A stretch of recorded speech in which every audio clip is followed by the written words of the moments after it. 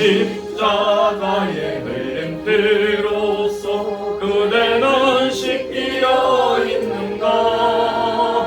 더러운 죄에게 하는 능력을 그대는 참을지 않는가.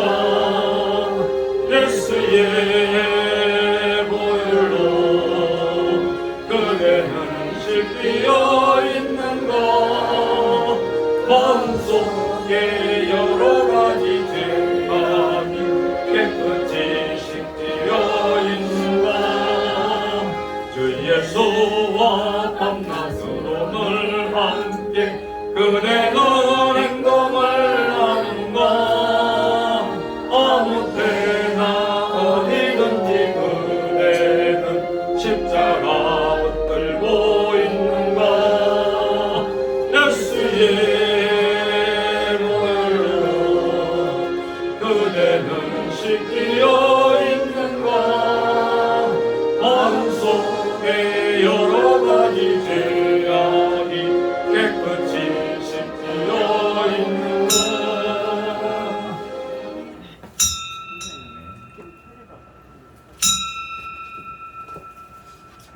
다 같이 찬송가 549장 부르시면서 예배의 부름에 우리 한 목소리로 응답드립니다.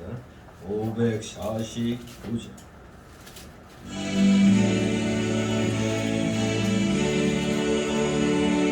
우리 기도를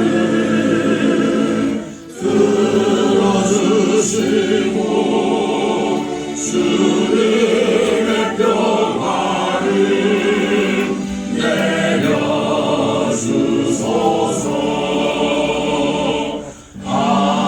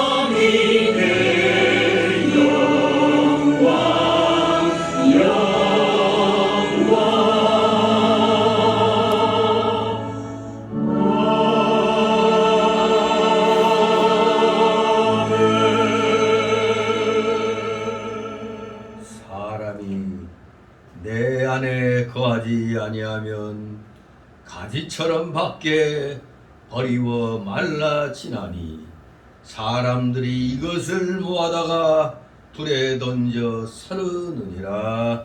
아멘. 다 같이 일어나셔서 찬송가 547장 하나님 앞에 드립니다. 몸이 불편하신 분들은 다 일어서시기 바랍니다.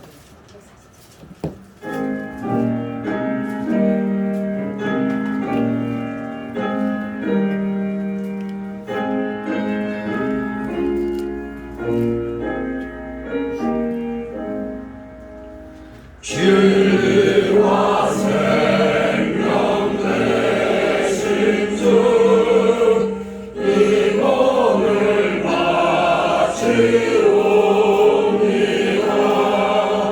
믿음과 소망 사랑에 한 마음 되게 하소서.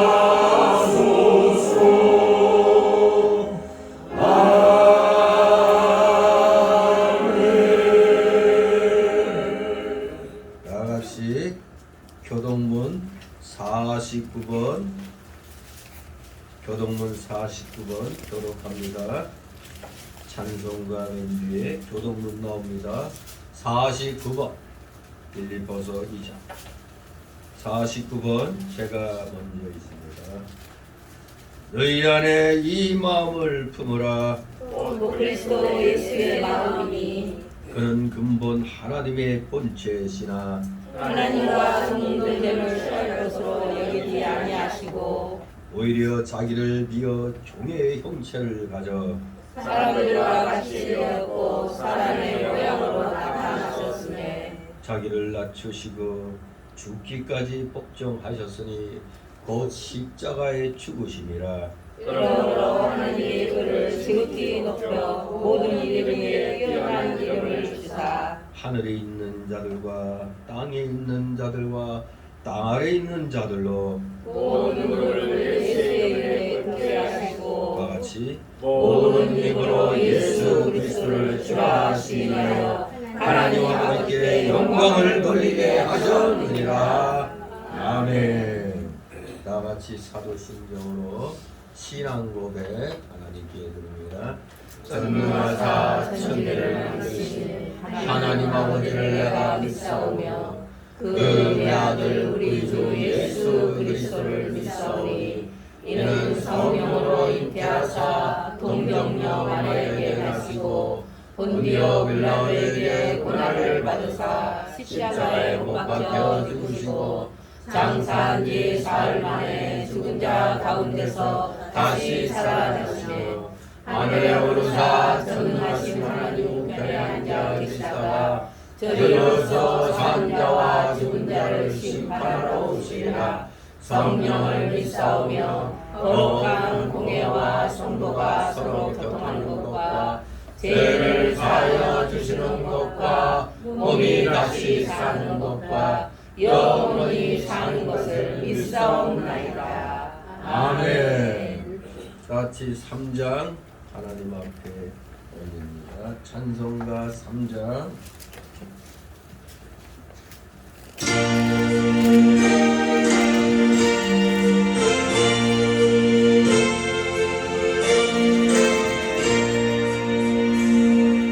이 천지가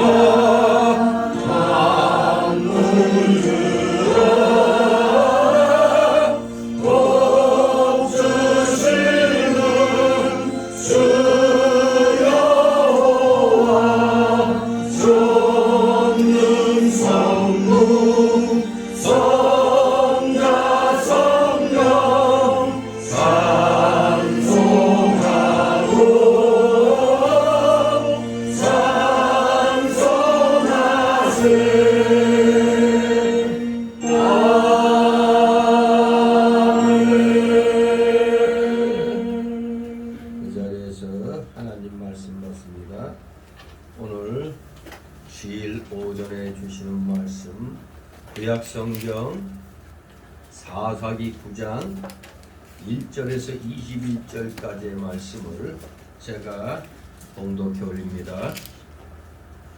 사사기 9장 페이지수로 구약 376, 377쪽에 있습니다. 9장 1절에서 21절 제가 봉독해 올립니다. 여룻바알의 아들 아비멜렉이 세겜에 가서 그 어미의 형제에게 이르되 그들과 외조부의 온 가족에게 말하여 가로되 청하노니 너희는 세겜 사람들의 귀에 말하라. 여룻바알의 아들 70인이 다 너희를 다스림과 한 사람이 너희를 다스림이 어느 것이 너희에게 나오냐. 또 나는 너희의 골육지친임을 생각하라. 그 어미의 형제들이 그를 위하여 이 모든 말을 온 세겜 사람들의 귀에 고하매 그들의 마음이 아비멜렉에게로 기울어서 말하기를 그는 우리 형제라 하고 바알브림 묘에서 은 70개를 내어 그에게 주매 아비멜렉이 그것으로 방탕하고 경박한 율을 사서 자기를 쫓게 하고 오브라에 있는 그 아비의 집으로 가서 여룻바알의 아들 곧 자기 형제 70인을 한 반석 위에서 죽였으되 오직 여룻바알의 말째 아들 요담은 스스로 숨었으므로 남으니라. 세겜 모든 사람과 밀로 모든 족속이 모여가서 세겜에 있는 기둥 상수리 나무 아래서 아비멜렉으로 왕을 삼으니라. 거기 요담에게 그 일을 구하며 요담이 그리심상 꼭대기로 가서 서서 소리를 높이 외쳐 그들에게 이르되 세겜 사람들아 나를 들어라. 그리하여야 하나님이 너희를 들으시리라. 하루는 나무들이 나가서 기름을 부어 왕을 삼으려 하여 감람나무에게 이르되 너는 우리 왕이 되라 하며 감람나무가 그들에게 이르되 나의 기름은 하나님과 사람을 영화롭게 하나니 내가 어찌 그것을 버리고 가서 나무들 위에 요동하리요 한지라. 나무들이 또 무화과나무에게 이르되 너는 와서 우리의 왕이 되라 하며 무화과나무가 그들에게 이르되 나의 단 것 나의 아름다운 실과를 내가 어찌 버리고 가서 나무들 위에 요동하리요 한지라. 나무들이 또 포도나무에게 이르되 너는 와서 우리의 왕이 되라 하며 포도나무가 그들에게 이르되 하나님과 사람을 기쁘게 하는 나의 세수를 내가 어찌 버리고 가서 나무들 위에 요동하리요 한지라. 이에 모든 나무가 가시나무에게 이르되 너는 와서 우리의 왕이 되라 하며 가시나무가 나무들이 이르되 너희가 참으로 내게 기름을 부어 너희 왕을 삼겠거든 와서 내 그들에 피하라. 그리하지 아니하면 불이 가시나무에서 나와서 레바논의 백향목을 살을 것이니라 하였느니라. 이제 너희가 아비멜렉을 세워 왕을 삼았으니 너희 행한 것이 과연 진실하고 의로우냐. 이것이 여룻바알과 그 집을 선대함이냐. 이것이 그 행한 대로 그에게 보답함이냐. 우리 아버지가 전에 죽음을 무릅쓰고 너희를 위하여 싸워 미디안의 손에서 너희를 건져내었거늘 너희가 오늘날 일어나서 우리 아버지의 집을 쳐서 그 아들 70인을 한 반석 위에서 죽이고 그 여종의 아들 아비멜렉이 너희 형제가 된다고 그를 세워 세겜 사람의 왕을 삼았도다.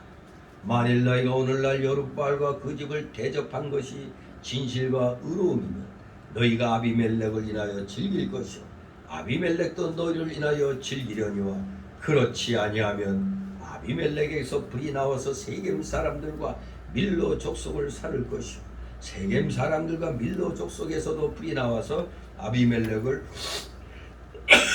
살을 것이니라 하고 다같이 21절 요담이 그 형제 아비멜렉을 두려워하여 도망하여 고엘로 가서 거기 거하니라. 아멘. 모두 제자리에 앉아주시기 바랍니다. 이 시간 하나님 앞에 목회기도 올립니다. 거룩하시며 천지전능하셔서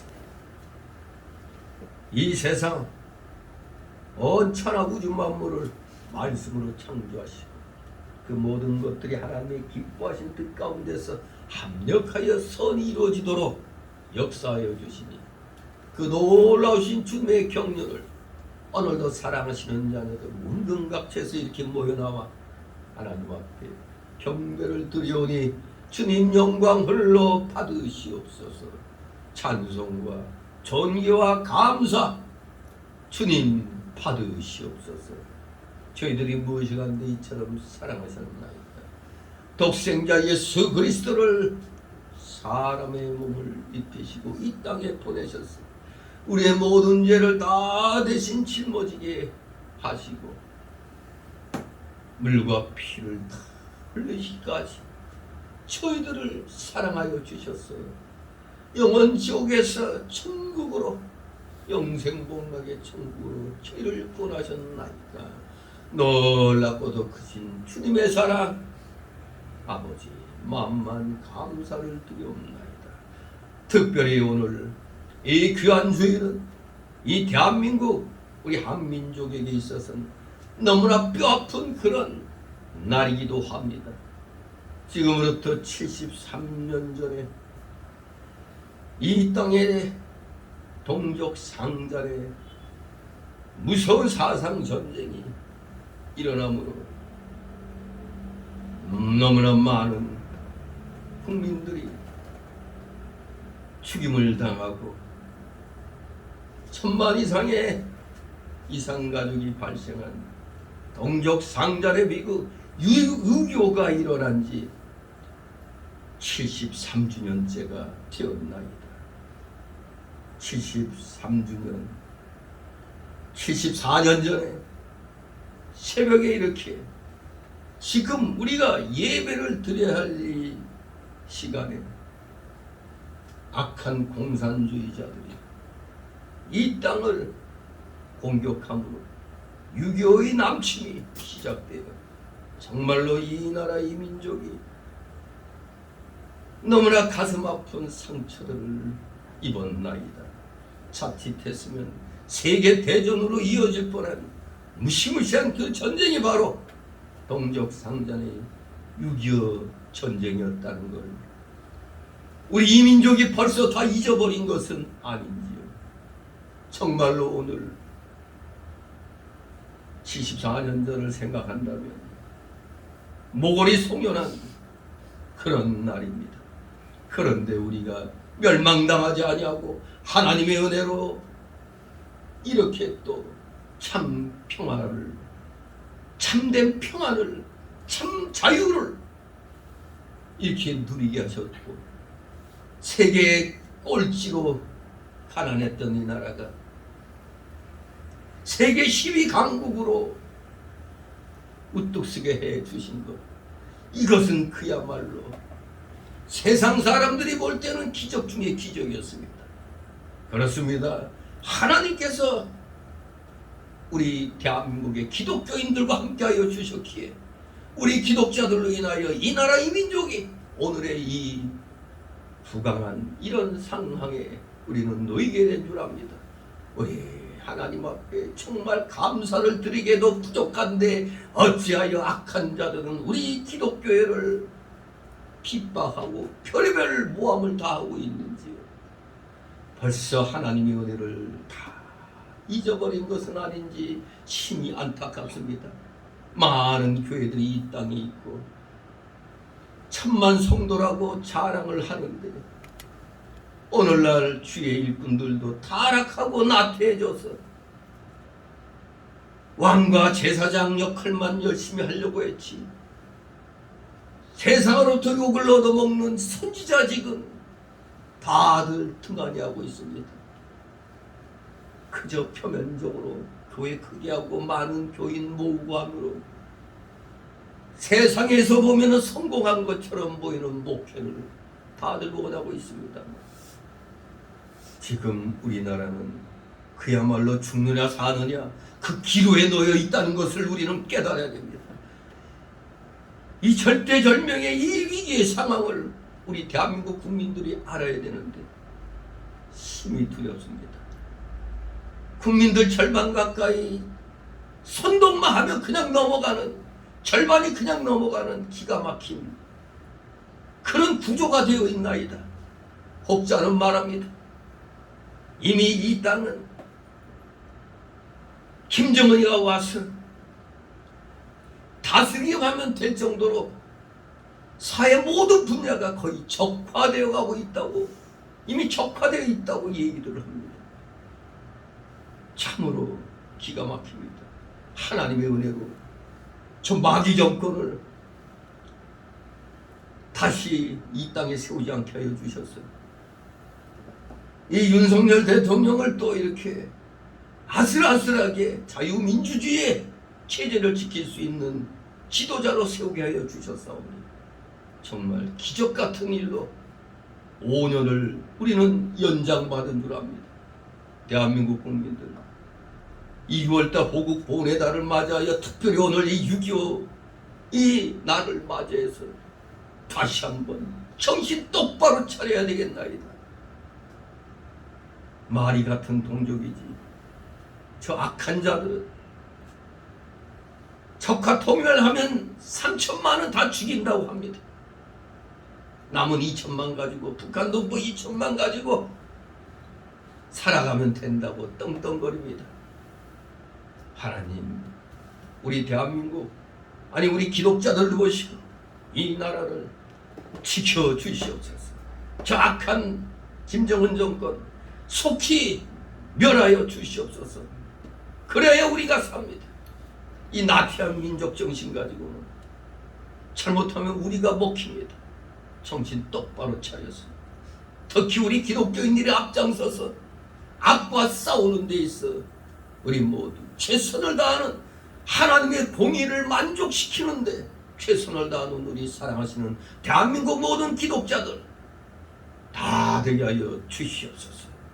진실로 우리가 영혼권의 전도 사역을 최우선으로 치지만 이 영혼권의 전도 사역을 방해하는 무리들이 바로 저 주사파 사상에 물든 저 공산주의자들, 중국 공산당 사상을 따르는 이 어리석은 이 땅에 역적 같은 인간들이 아버지 말이 있기에 우리 다시 한번 오늘을 맞이하여 모든 교회, 모든 성도들이 깨어 일어나 하나님께 영광 돌리며 하나님께서 이 땅을 온전히 말씀으로 보호해 주심으로 진정 복음 통일을 이룰 수 있도록 주의 성령께서 우리 대한민국 기독교회 올바른 기독교인들을 보시고 올바른 교회들을 보시고 구보 살펴 주시옵소서. 감사드립니다. 오늘도 여러가지 아픈 사연을 가지고 나온 우리 성도들 있는 줄 압니다. 모든 것 남김없이 다 주님 앞에 내려놓고 맡기게 하옵소서. 맡기는 실력이 진정 믿음의 실력인 줄 알고 우리 100% 다 맡기므로 하나님만 의지함으로 진실로 하나님의 위로를 받고 우리 모두 진정 영의 형통을 통하여 육신의 형통도 누릴 수 있는 우리 사랑하시는 자녀들 다 되게 하여 주시옵소서.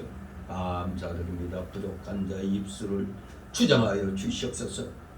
초론막이 이 시간 틈 못하게 하여 주시옵소서. 각종 잡념의 막이 다 내쫓아 주시옵소서. 정신 똑바로 차려서 귀한 하나님의 선포되는 말씀을 마음판에 새기는 귀한 이 시간 성령 충만 은혜 충만한 시간 되게 하여 주시옵소서. 감사드립니다. 마치는 장까지 모든 영광 주님 홀로 받으시옵소서. 예수 그리스도의 이름으로 감사드리며 기도드리옵나이다. 아멘. 같이 찬송가 34장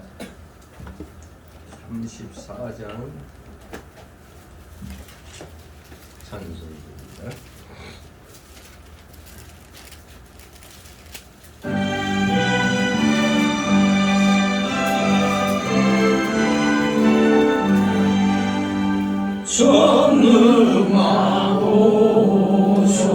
전능하옵소서. 주 이름 찬송케 하옵소서. 영광과 권능의 성부여 오셔서 우리를 다스려 주옵소서. 감세만 성자여 오직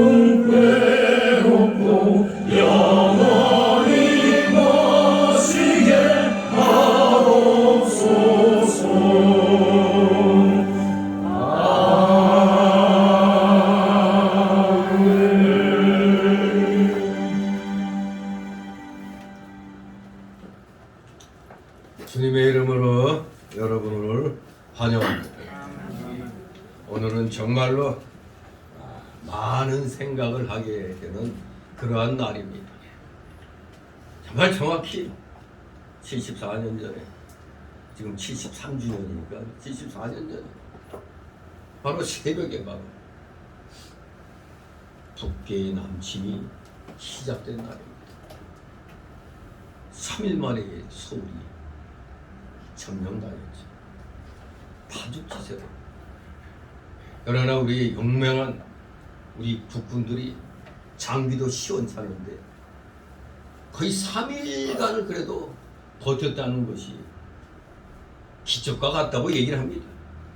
왜냐하면 월등한 장비를 갖춘 미군 스미스 부대가 오산 쪽인가 다 전멸당해 버렸어요. 제일 먼저 아주 그냥 의기양양하게 이 땅에 오면 미군이 왔다면 괴뢰군이 다 그냥 벌벌 떨 줄 알았더니 이게 웬일 도리어 그냥 거의 전멸돼 버렸어요. 그리고 난 다음에 어니 어찌 무기도 변변치는 한국군이 어떻게 이렇게 3일을 버텼느냐 이겁니다. 적도 사실 그 전차부대가 뭐 독일의 그 롬멜과 같은 그런 사람이 있었다면 아마 하루 만에 서울이 함락됐을 거라고 그래요. 근데 이 전차부대의 그 지휘관들이 보니까 중공군 출신들이라고 그래요. 중공군 출신들이 맨날 그냥 방망이 수레탄 들고 그냥 삐리나 삐리리 불면서 그냥 머릿수로 그냥 밀어붙였지 국공전쟁 때도 매한가지죠 뭐. 그런데 전차 같은 걸 자기들이 해봤어야지. 그러니까 별로 그 중요성을 못 느꼈다는 거예요. 만약에 전차 부대에 대해서 잘 아는 사람이 그 공산군 지휘관이었다면 하루 만에 서울은 함락됐을 거라고 그래요. 더군다나 저기 시청 앞에 이 전차 부대가 모여가지고 서울 시민들을 또 태우고 같이 또 사진 찍고 기념사진 찍고 기념축제를 벌였대요. 그대로 그냥 밀고 나서 벌써 한강 거기에 모여있던 수많은 국군과 그 피난민들에게 어떠한 아비규환의 사태가 일어났을지도 모르는데 희한하게도 이 전차 부대가 시청 앞에서 또 모여갖고 서울 함락 기념식을 했다니. 제가 확인한 바로는 한강 다리가 새벽 2시 반인가 50분에 끊어졌다고 그래요. 그걸 가지고 우리가 좌파 역사관을 많이 자꾸 알게 모르게 접하다 보니까 한강 다리를 너무 빨리 끊어가지고 막 이런 식으로 이 비난을 했는데 사실은 적이 곧 들이닥치는데 이승만 대통령이 뭐 도망가긴 뭘 도망가. 이 사령관에 해당되는 이 지휘관들은 적이 공격해 올 때 적의 그 공격권에 들어있으면 안 되는 거예요. 그런데도 이승만 박사는 끝까지 버티다가 9시간 정도인가 버티다가 더 그때 그리고 내려갔다는 건데 뭐 도망갔다고. 실질적으로 도망간 놈은 김일성이에요. 유엔군이 진격해 갔을 때 그래도 우리나라 그 조선시대 역사를 알면 임진왜란 때 선조가 압록강 건너서 중국 땅으로 피난 갔을 거야 안 갔을 거야? 피난 가자고 할 때 아니디옵니다 해가지고 안 갔는데 김일성이는 만주로 도망가가지고 거기에서 지휘했대요. 저게 밝혀지지 않은 사실이 전에 김영삼 정권 때 러시아 옐친 대통령이 그때 러시아가 우리한테 돈을 빌려가서 못 주고 있었잖아요. 그 비밀문건 300건인가 그걸 김영삼 대통령이 줬다고 해요. 거기에 이제 6.25의 그 비밀이 또 그냥 있었던 거죠.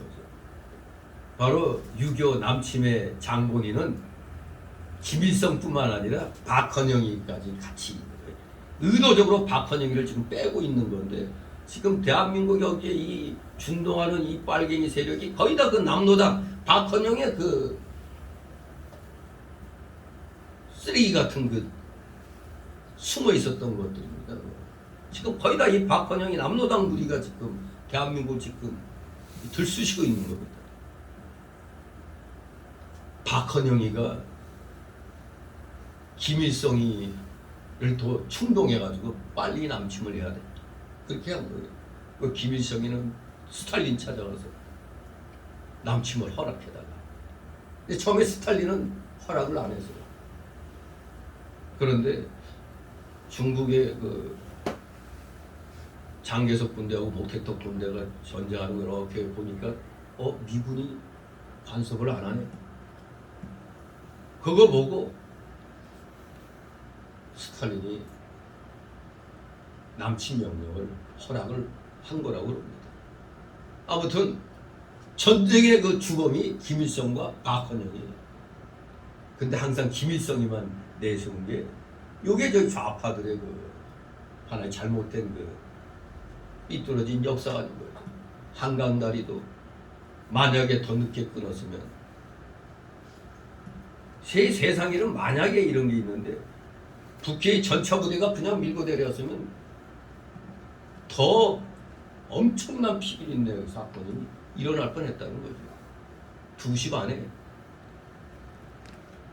끄는 거죠. 아무튼 우리 국군들은 이 전차부대가 적의 전차부대가 내려올 때 그야말로 이 휘발유병 만들어 갖고 세상이 그걸로 육탄 돌리고 했어요. 더구나 지휘관들이 그냥 앞장서 가지고 적의 탱크에 올라가서 뚜껑 열고 있는데 그 이미 죽기로 작정한 거예요. 왜 뒤에서 보고 기총사 해버리면 그냥 죽는 거 알면서 그냥 올라가서 그냥 던지고 그렇게 했더니 이 전차부대가 겁이 나가지고 이 중공군 출신들이다 보니까 그 지휘관들이 보병들보다 먼저 앞서서 왔으면 서울은 이미 점령됐을 텐데 보병하고 같이 이렇게 마쳐 오다가 또 시청 앞에서 또 그냥 서울 점령 기념식 하고 그러는 사이에 그나마 한강변에 몰려있던 피난민하고 후퇴하는 국군들이 그나마 이제 배 타고 낮은 데로 이렇게 해서 후퇴하게 되었던 거라고 합니다. 아무튼 우리 이날 우리 지금 한강 이남에 살고 있는데 그날의 그 피비린내라는 그 처참한 그 상황을 우리가 잊으면 아니 되는 겁니다. 오늘 우리 동족상전의 그 날을 생각하면서 여기 아비멜렉의 야욕이라는 제목으로 이 아비멜렉이 얼마나 잔인한 사람이었는가를 하나님의 뜻에 어긋난 짓을 함으로 어떠한 일이 일어났는가를 우리는 분명히 알아야 되겠습니다. 여기 이 아비멜렉이 지금 읽어보는 가운데 자기 형제, 물론 배다른 형제죠. 배다른 형제 70명을 모조리 한반석에서 다 죽여버렸어요. 그럼 누구 같아? 김일성 일가 같아. 여기에 자기가 정권을 잡기 위해서 자기 형제들을 한두 명이 아니라 우리는 마치 이 아비멜렉 할 때 아비멜렉의 아버지가 누구라고? 여룻바알이 누구라고? 기드온의 300용사 할 때 기드온. 미디안의 침략을 물리친 기드안과 300용사를 우리는 기억하면 됩니다. 미디안의 대군을 물리칠 수 있는 능력이 안 되는데 하나님이 물리치게 해주셔가지고 이렇게 이 이스라엘 민족이 거기서 구원을 받았던 겁니다. 기드온은 이래서. 근데 기드온이 처음에는 이렇게 성령 충만해서 열심히 잘하다가 역시 또 사람이 세월이 흐르고 나이 들다 보니까 이 사사기 8장 30절 보니 29절 30절 보니까 요아스의 아들 여룻바알이 즉 기드온이 돌아가서 전쟁에 승리하고 돌아가서 자기 집에 거했는데 또 솔로몬 같았나 봐요. 기드온이 아내가 많음으로 몸에서 낳은 아들이 70인이었고 거기에다가 또 세겜에 있는 첩도 아들을 낳았으므로 그 이름을 아비멜렉이라 하였더라. 역시 부인이 많고 자녀가 많으니까 사단이 일어나는 겁니다. 문제가 일어나는 거예요. 자, 바로 이 아비멜렉의 8장 30절 보니까 31절 보니까 바로 아비멜렉이 첩의 아들이었다 이겁니다. 예. 바로 이 아비멜렉이 뭔가 나름대로 아무래도 이제 서자라고 좀 뭐가 좀 안 좋은 게 있었던 모양이죠. 아무튼 그래서 아비멜렉이 어디 출신인가를 이제 8장에서 이제 우리는 알게 되고 이제 9장에 돌아와서는 하나님의 통치를 무시하고 오직 자신의 정권 야욕에만 눈이 어두워 지극히 잔인한 방법으로 건져에 오른 아비멜렉이 이제 오후 시간에 이제 뒤의 내용들을 보게 되는데 결국 피값에 따라 피를 흘린 그 대가를 받게 되어 멸망하게 되는 교훈적인 이야기가 이 9장에 수록되어 있는 것입니다. 하나님께서는 신정국, 하나님이 직접 통치하시는 이스라엘을 통치함에 있어서 하나님 뜻에 합한 지도자를 스스로 세우사 하나님의 뜻을 대행케 하시기를 원하셨던 겁니다. 따라서 하나님께로부터 세우심을 입은 지도자는 스스로 높아져 가지고 하나님 백성들을 억압하고 착취해서는 아니 되었던 겁니다. 오직 백성의 유익을 위해 수고하는 청지기로서 그리고 그들을 하나님께로 더욱 가까이 인도하는 안내자로서의 역할을 충실히 감당하여야 마땅한 겁니다. 그게 하나님이 세우신 지도자들의 특징인 겁니다. 반면에 오늘 이 본문에 등장하는 이 아비멜렉은 탐욕과 이기심에만 급급하여 백성들 위에 군림하는 압제자의 아주 전형적인 그런 인물이었던 겁니다. 한편 달콤한 구슬선동에 말려 그렇듯 잔혹하고 부적격한 자를 왕으로 추대하고 추종한 이 세계민들의 우매함도 간과될 수가 없는 큰 실책이었던 것입니다. 결국 세겜 백성들은 그들의 무덤을 스스로 판 셈이 되고 말았던 겁니다. 우리는 이 9장의 기사를 통해서 이 사사기를 기록한 기자는 장차 도래하게 될 왕정 시대에 대비하여 9장을 통해서 두 가지 중요한 교훈적인 경고를 남긴 것입니다. 어떤 경고냐? 첫째 경고는 외부 세력의 침입보다 더 무서운 것은 민족 내분이다. 외부 세력보다 더 무서운 것은 민족의 내분이다.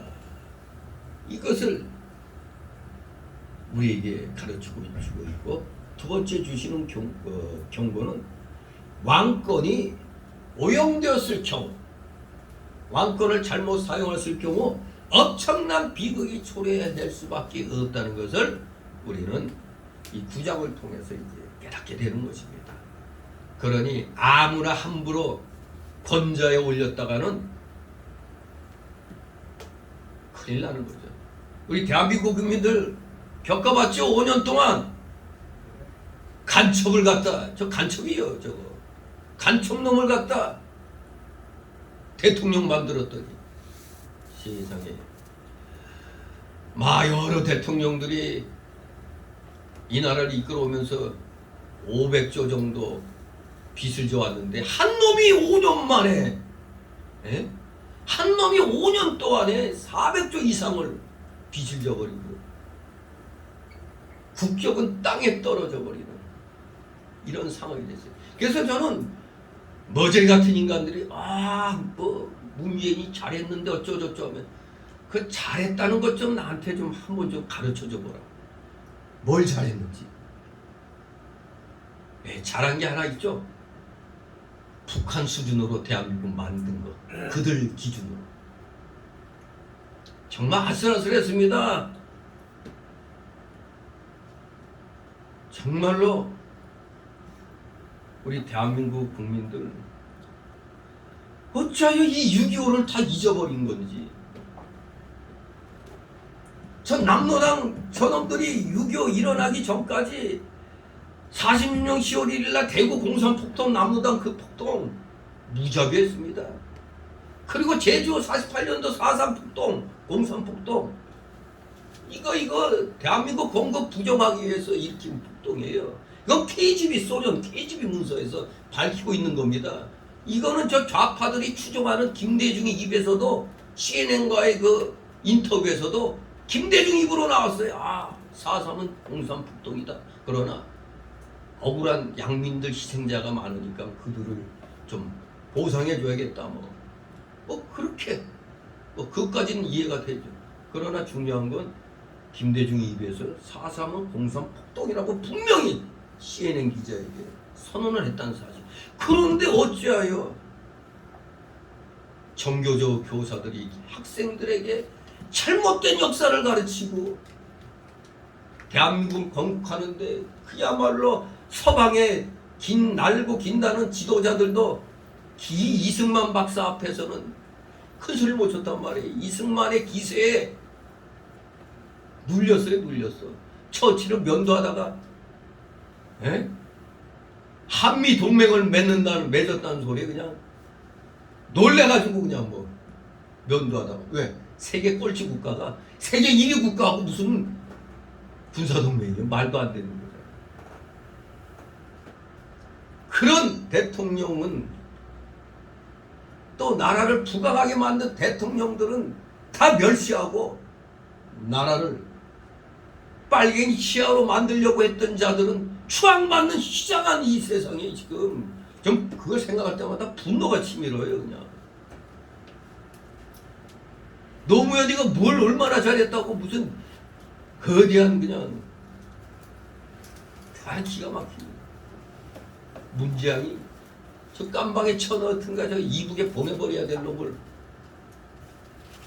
아직 무슨 청와대 나올 때 도둑놈이고 청와대에 있는 술병까지 훔쳐갖고 나왔어. 놓고 나와야 될 놈이 조국이하고 그걸 따라 마시고 자빠졌어. 에이 정말 분노가 치밀어옵니다. 우리 6.25 때 참전 용사들은 무슨 훈장 받은 것도 한 달에 18만 원 그렇게 받는데 어떤 양반 80세 됐는데 8만 얼마나치 그냥 돈이 없어갖고 이빨 빠져갖고 빨리 잘 손길 수 있도록 참기름하고 젓갈 훔치다가 걸렸잖아. 보니까 참전 용사래. 그것이 알려졌더니 여기저기 20군데서 우리가 후원하겠다고. 경찰도 이거 너무나 딱하니까 그냥 직결 그걸로만 하고 돕도록 하겠다고 그러는데 아니 이거 국가를 위해서 희생한 사람들은 별 볼 일 없고 생활고에 시달리는데 누가 5.18이 그 유공자의 희생자지. 희생자들이니까 거기에 합당한 건 해주지만 가짜 유공자들이 몇백만 원 아니 몇백이 뭐야 몇 억씩 그냥 쳐받아가지고 오죽하면 호주에서 대한민국은 저거 5.18 유공자들에게 주는 저 돈 때문에 저거 망할 거라고 이런 식으로 얘기까지 나왔어요. 정말 참 눈물이 나더라고요. 이 진정한 애국자들은 이렇게 생활고에 시달리는데 이 빨갱이 짓 하는 놈들이 공산폭동하는데 앞장선 놈들이 세월이 지났다고 재심 청구하니까 저 빨갱이 판사놈 새끼들이 무죄로 해가지고 공산폭동하는데 앞장선 놈까지도 제주 4.3 때 9천만 원 이미 받았대요. 9천만 원. 우리가 이거 제정신이 아닌 사회 아닙니까? 화가 납니다. 분노가 칩니다. 우리 정말로 하나님의 은혜로 오늘 이렇게 좋은 이런 세월을 맞이했는데 우리는 두 번 다시 동족상잔의 비극이 이 땅에 일어나지 않도록 우리는 힘을 써야 되겠습니다. 그렇기 때문에 제가 요거 아비멜렉이 지 형제 힘을 갖다 그냥 쳐 죽인 이 사건 같은 동족 중에서도 자기 피를 나눈 형제인 거 아니에요? 배다른 형제지만 피를 나눈 형제인데 자기 권력을 위해서 죽인 게 마치 김정은이가 지 권력을 위해서 자기 고모부 죽이고 조금만 그 삐딱하면은 무슨 그 어디에 무슨 교육 학교에서 군관 학교에서 보사총으로 그냥 사람을 분해 죽이는 이런 일을 서슴없이 하잖아. 그게 딱 대비가 되는 거예요. 자기 형제들 70명을 한반석에서 때려 죽인 것처럼 김정은이 자기에게 반하는 자들 뭐 그냥 친척이고 뭐고 자기에게 충성했던 누구고 그냥 다 보사총으로 지들이 전기가 부족해갖고 전기 부족으로 김정일 때 무슨 자라 농장 그거 만들었는데 아니 김정은이가 딱 시차로 왔더니 아니 자라들이 시원찮아 왜 그러냐 했더니 아니 전기가 제때 그 일정하게 안 들어와서 이랬다고 하니까 뭐야 하더니 당장 자르더니 고사총으로 그냥 총살시켜버려서 이 기가 막힌 거예요. 또 뭐 무슨 기품조 거기에 뭐 해당되는 애들 몇십 명 그냥 모조리 다 고사총으로 군관학교에서 다 빨가벗겨가지고 그냥 다 그냥 고사총으로 다 쏴주고 이 제정신이 아닌 놈이죠. 여기 아비멜렉이 바로 그런 정신 상태, 사이코패스적인 게 있는 겁니다.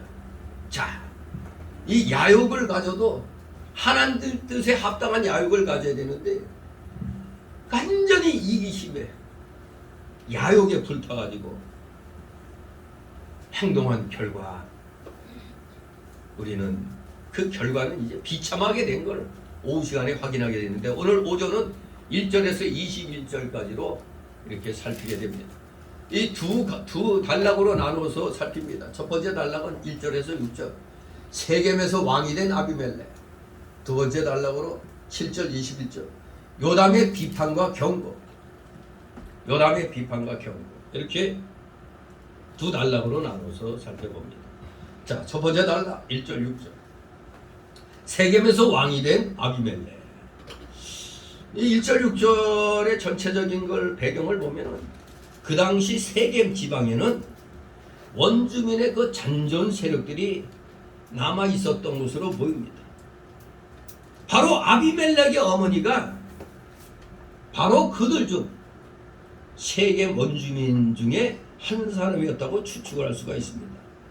그렇다고 보면 아비멜렉은 기드온의 서자인 동시에 호녀라였던 셈입니다. 이러한 태생상의 열등감은 그의 내부에 꿈틀거리고 있었던 권력 욕구와 결부되어 이복 형제들을 도말하는 참극을 유발시켰다고 볼 수가 있는 겁니다. 한편 아비멜렉은 자신의 야심을 실현시키기 위해서 세겜 지방을 자기 어머니 고향을 음모의 근거지로 확보하고자 했고 그리고 세겜 주민들의 지지를 얻기 위해서 혈연에다가 호소를 한 것입니다. 우리 한국 사람들 좋아하는 내용이네. 우리가 남이가 이 혈연에다 호소를 했습니다. 피는 물보다 진하고 혈연은 이성보다 강하다는 그런 속담이 있듯이 결국 세겜인들의 마음은 아비멜렉에게로 기울어졌을 뿐만 아니라 바알불이 신당의 수익금으로 아비멜렉을 지원했습니다. 비록 아비멜렉의 아버지가 하나님이 쓰신 기드온이었는데 이 아비멜렉이라는 녀석은 우상 숭배하는 데서 나온 돈으로 자기 앞가림을 했던 것입니다. 그러니 뭐 믿음이란 거 하나도 없는 거죠. 우상의 신당에서 나온 돈으로 자기가 지원 받고 그걸로 악한 자들을 산 겁니다. 돈으로. 그리고 아비멜렉은 그 지원금으로 건달패를 고용한 겁니다. 그게 악한 자들이죠. 그래서 요담 외의 모든 형제들을 살해하고 세겜의 왕이 되었던 겁니다.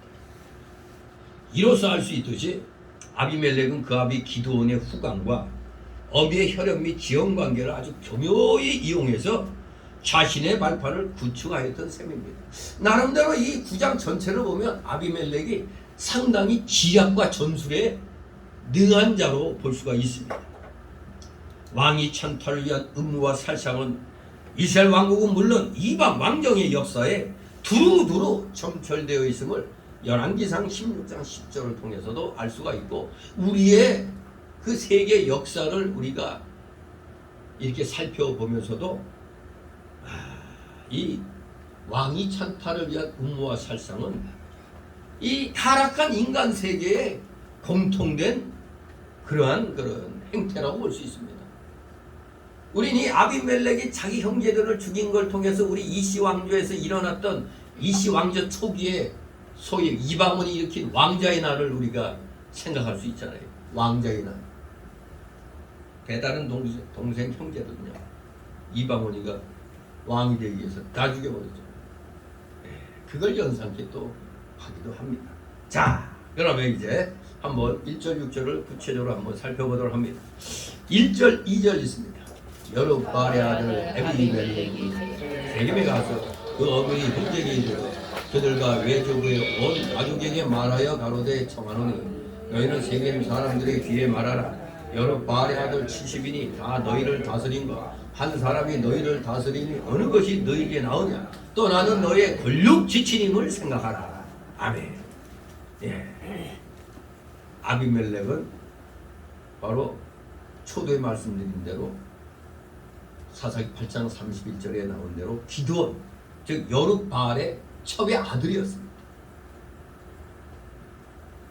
그리고 그 어미의 형제에게 또 아비멜렉이 말했다는데, 어미의 형제는 아비멜렉의 그 외가죠. 외가, 자기 엄마처럼 외가를 가리키며 바로 그 어미 외가가 세겜에 있었다는 것은 원주민이었다는 걸 알 수가 있는 겁니다. 창세기 12장 6절 7절에 보면 사실 세겜은 아주 익숙한 곳이죠. 일찍이 아브라함이 제단을 쌓았던 장소였습니다. 창세기 12장 본토와 친척과 아비 집을 떠나라 했을 때 떠나기 시작한 아브라함이 맨 처음에 그 제단 쌓았던 곳이 바로 세겜입니다. 또 창세기 33장 18절 이하에 보니까 야곱이 땅을 사서 제단을 쌓은 곳이 또 세겜이에요. 상당히 좀 인연이 있어요, 이스라엘 민족에게. 더군다나 여호수아 24장 32절 보니까 요셉의 매장이었습니다. 요셉의 매장. 아무튼 상당히 세겜 지방이 뭔가 이 아비멜렉이 지가 왕이 되었다는 것을 선언하기에 나름대로 좀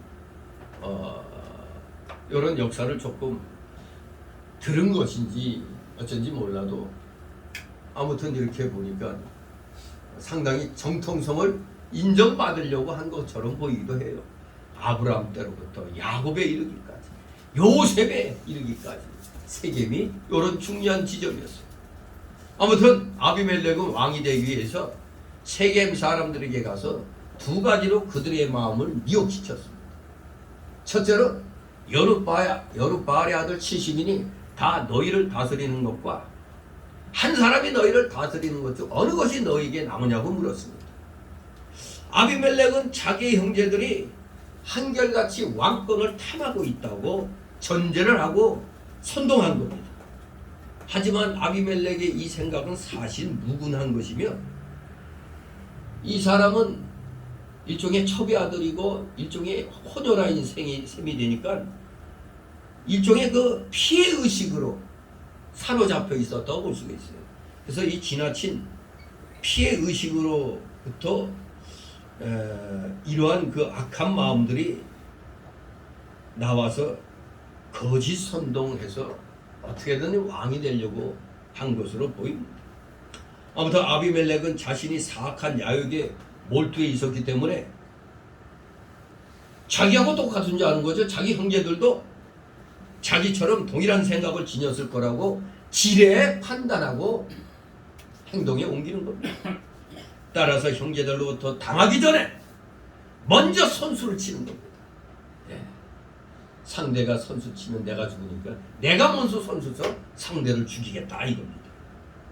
그래서 아예 화근을 아예 뿌리부터 제거하고자 결심한 겁니다.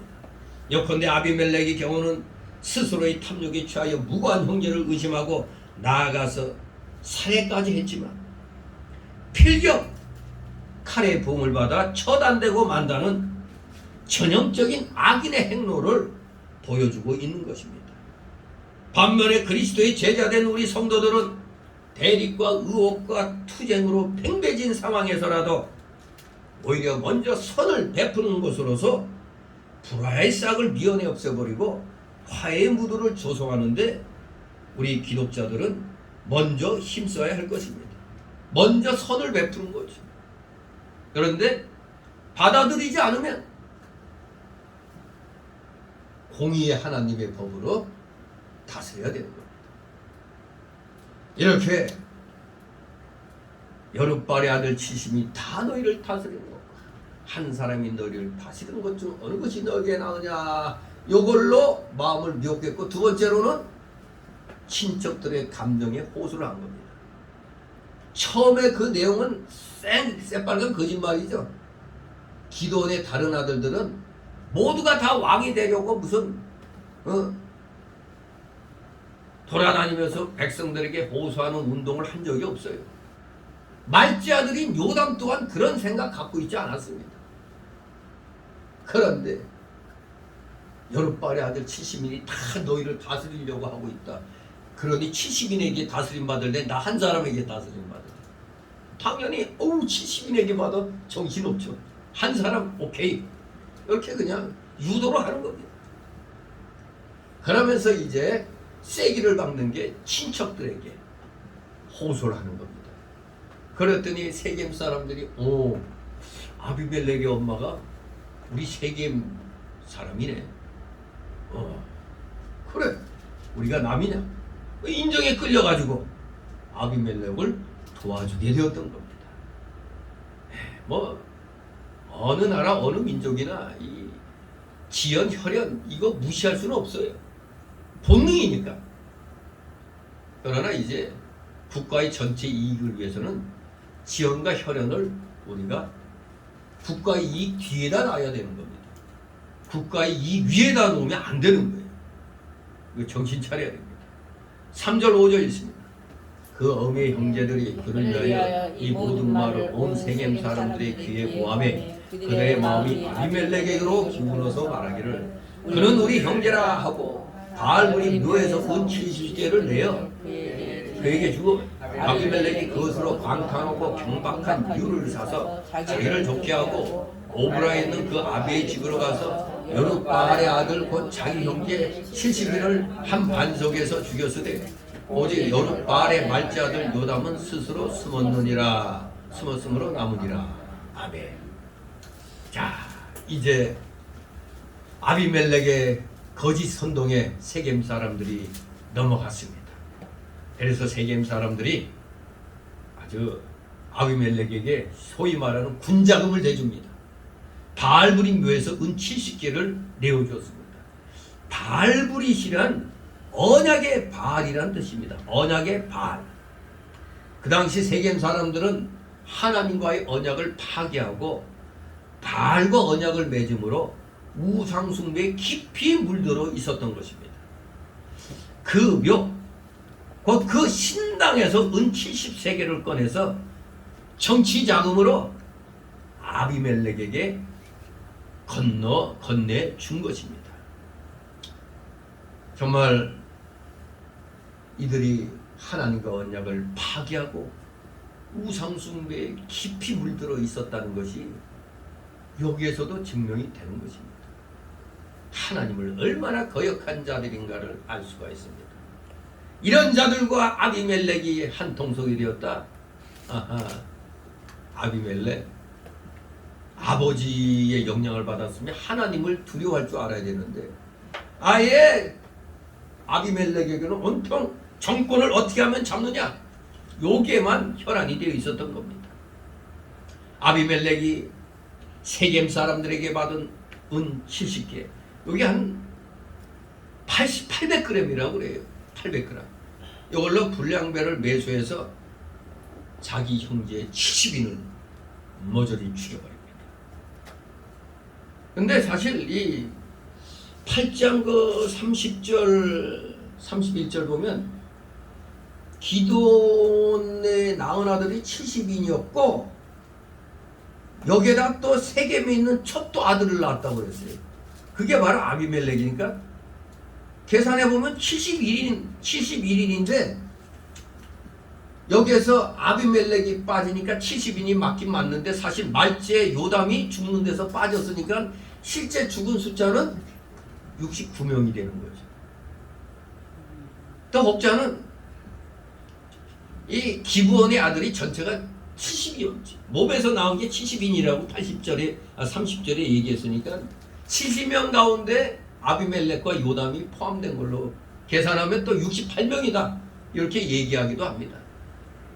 아무튼 중요한 건 이 숫자보다도 하나님께 쓰임받았던 기드온의 그 자식들이 아비멜렉과 요담 빼고는 모조리 다 죽임을 당했다는 겁니다. 그게 중요하죠. 그러니까 기드온의 소생이 다 죽었다는 거예요. 요담 빼고는.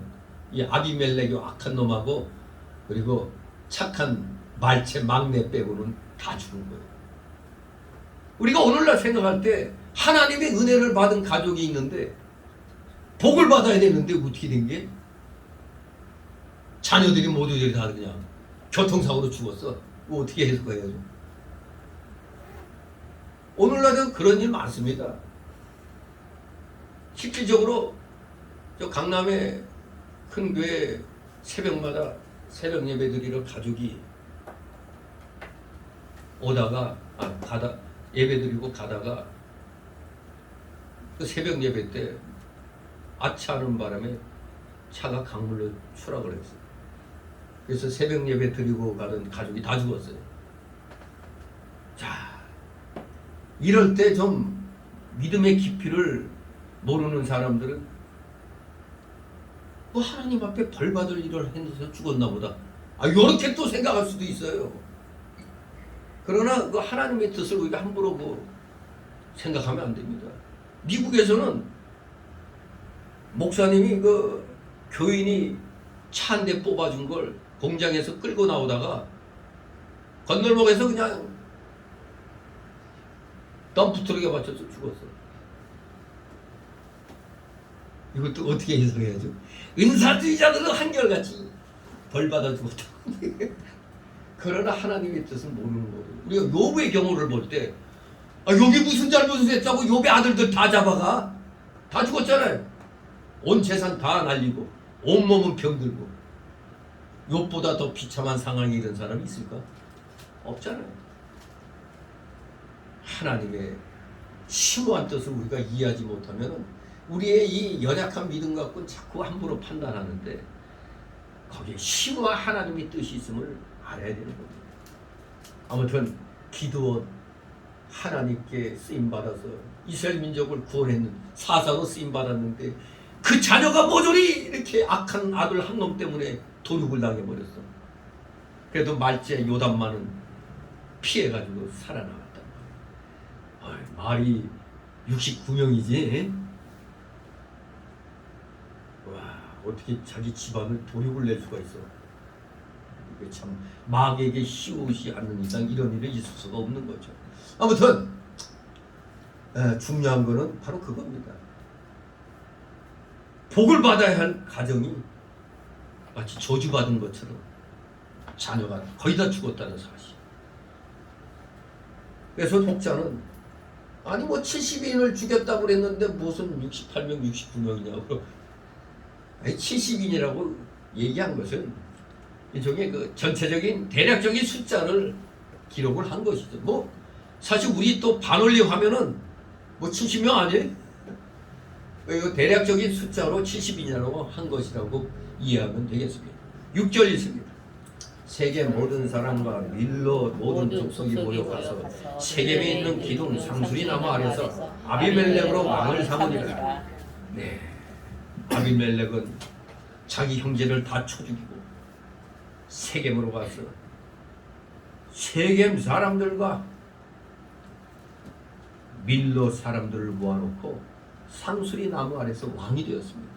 이 기둥 상수리 나무 아래서 왕이 됐다.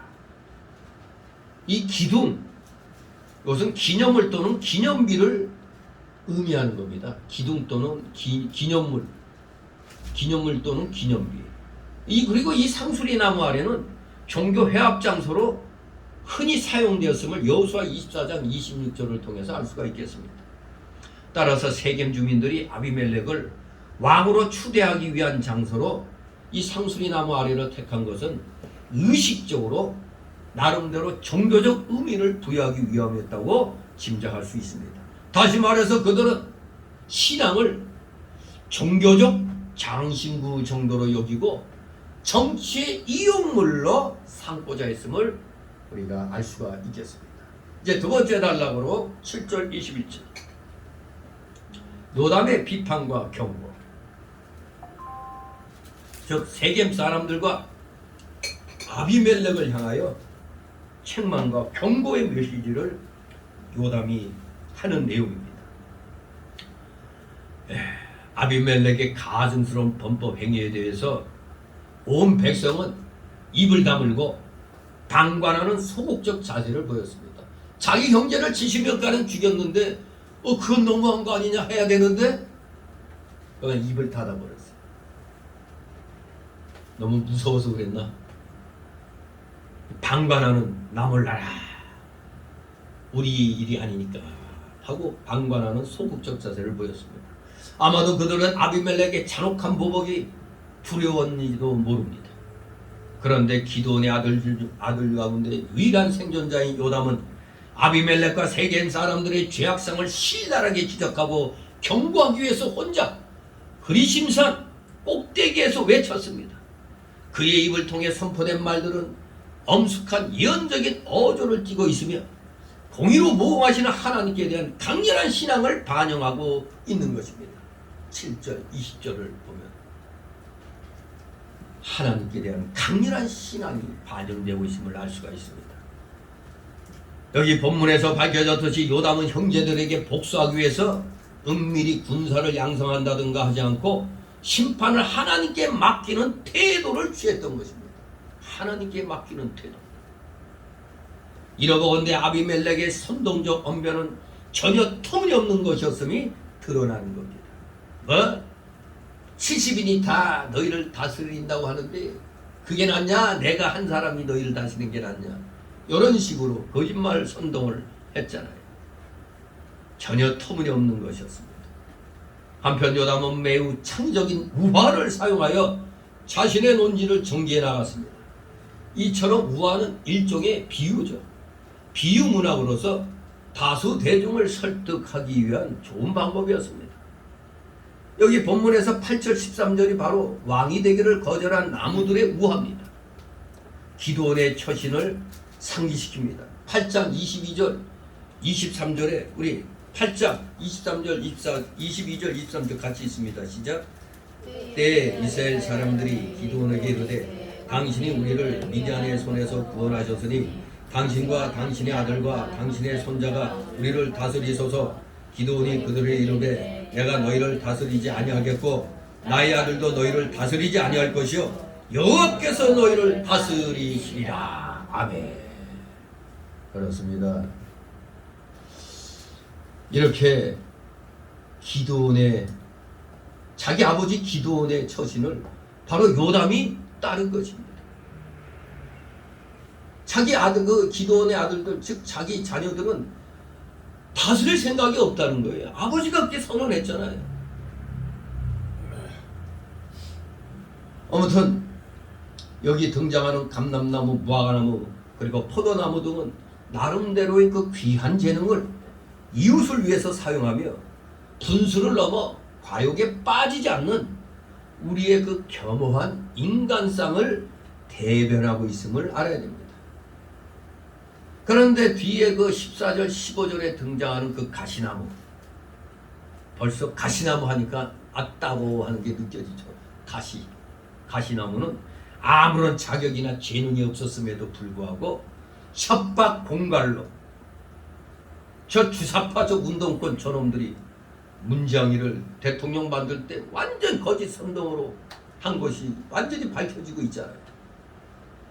협박 공갈로 왕위를 서슴없이 가로챈 그 아비멜렉을 이 가시나무로 비유하고 있는 겁니다. 자, 그러면 살펴봅니다. 7절 있습니다.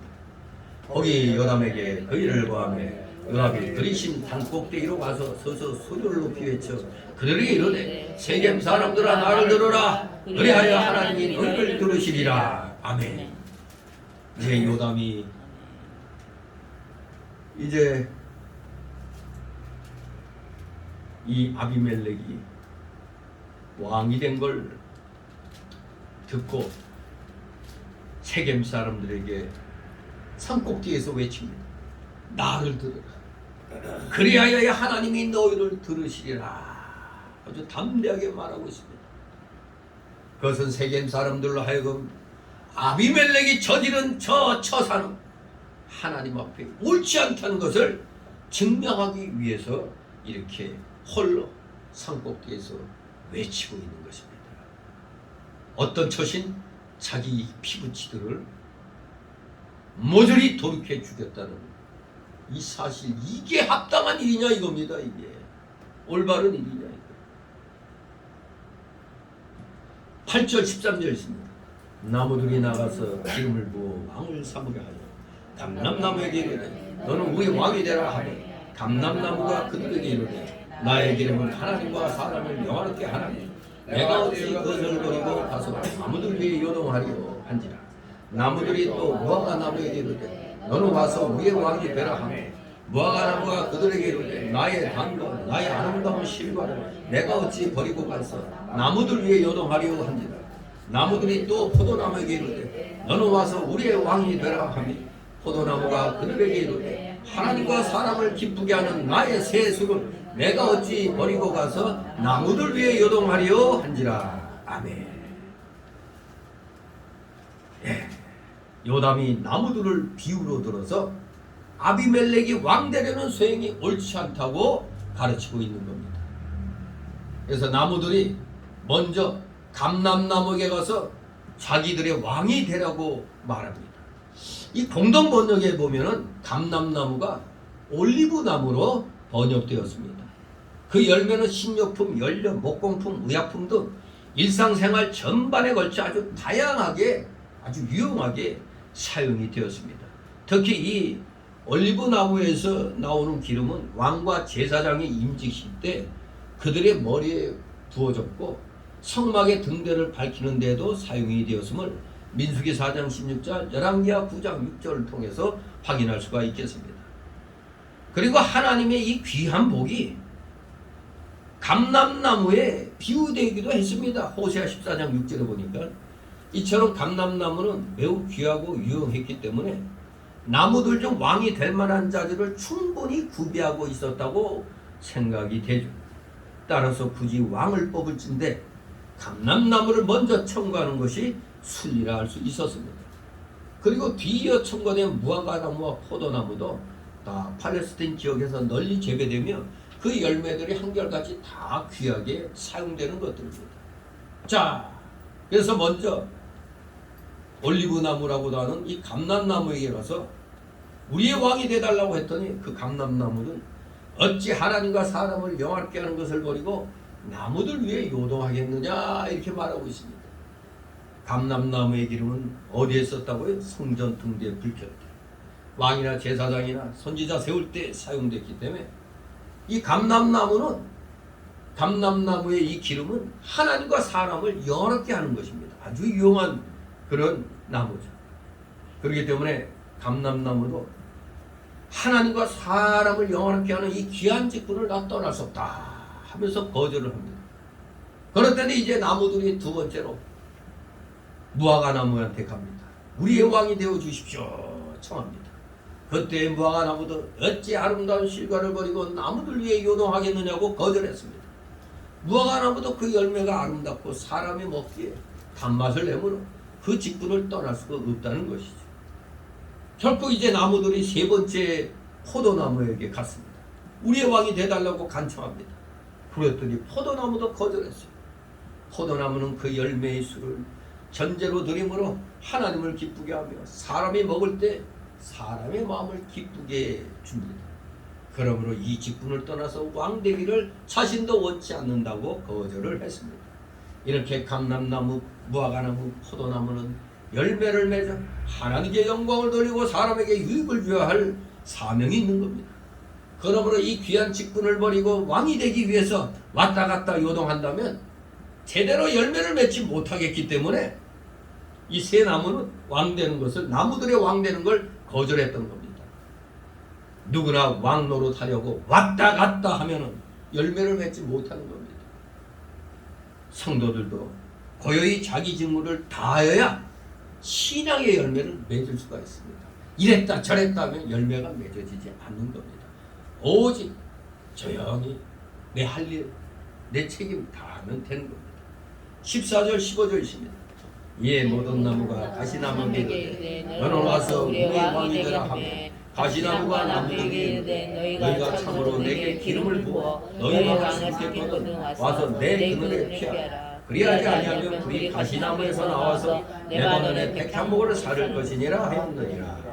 아멘. 예.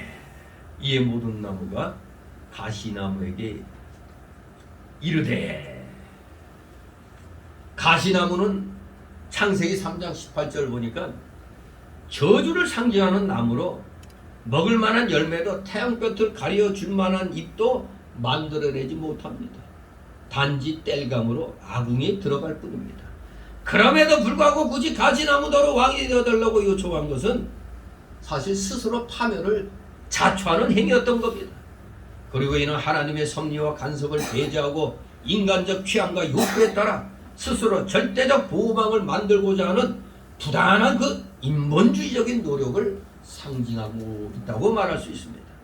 역사상으로 그러한 보호망은 이념과 체제와 국가와 이방 종교, 재물 그리고 심지어는 예술 등의 영역에서 다양하게 나타났다고 볼 수가 있습니다.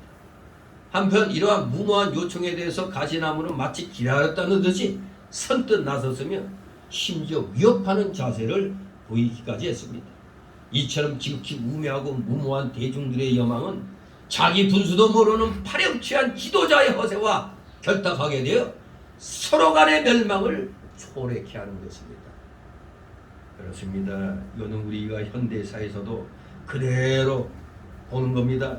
자기 분수도 모르는 파렴치한 놈들이 지도자라고 껍죽대고 있잖아요.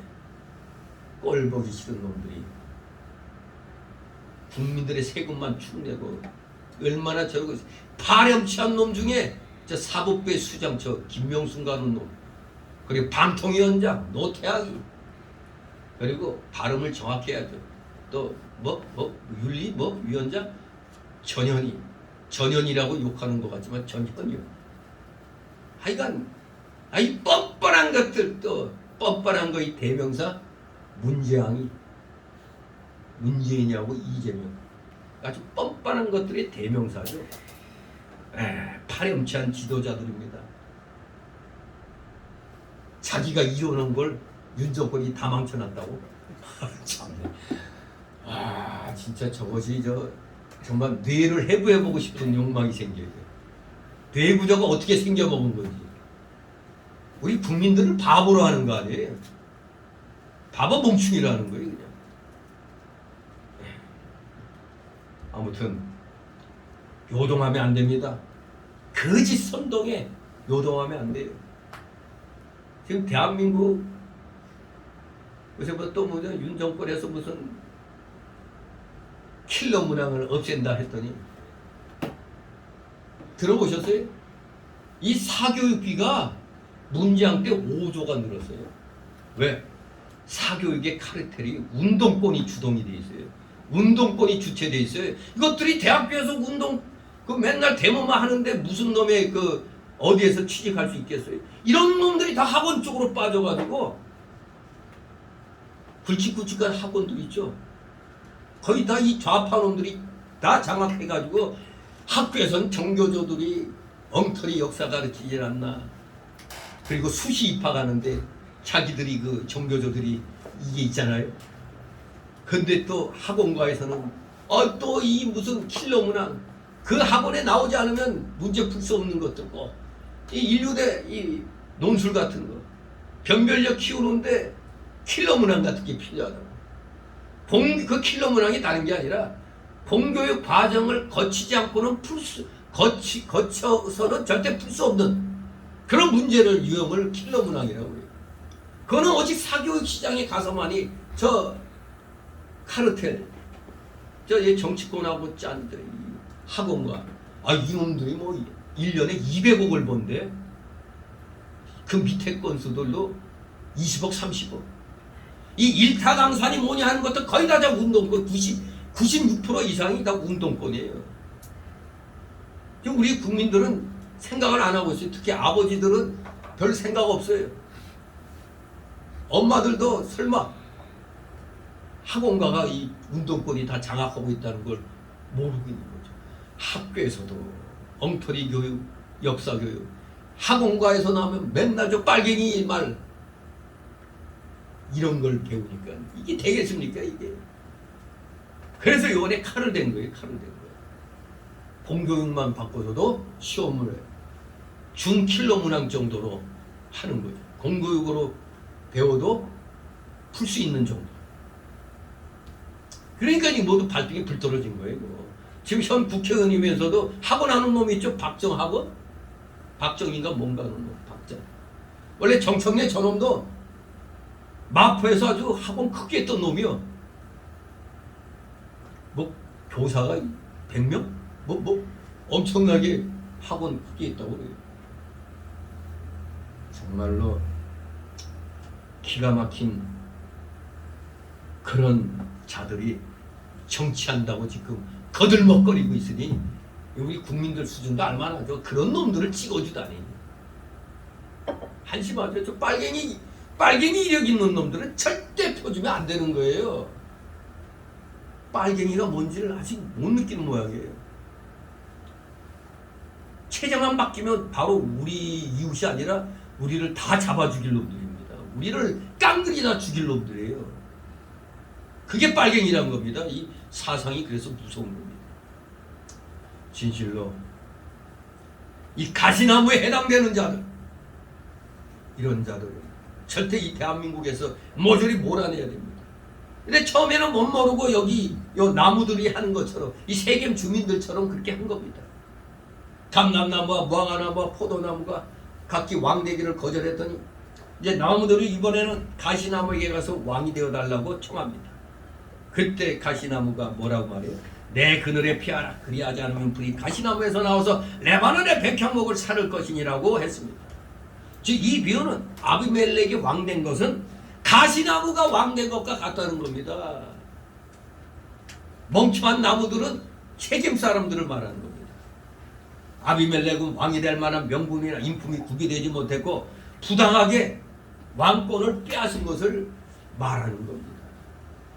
그러니 이런 자가 왕이 됐으니 불이 가시나무에서 나와서 레바논의 백향목을 사른다고 했는데 원래 이 레바논의 이 백향목은 근동 지방의 가장 값진 나무들로서 보통 민수기 24장 6절에는 이스라엘을 가리키기도 하고 아모리 즉 아낙 사람을 아모스 9장 2절처럼 이스라엘이나 아모리 사람을 상징하는 단어인데 여기에서는 이 세겜의 지도자들을 가리키는 겁니다.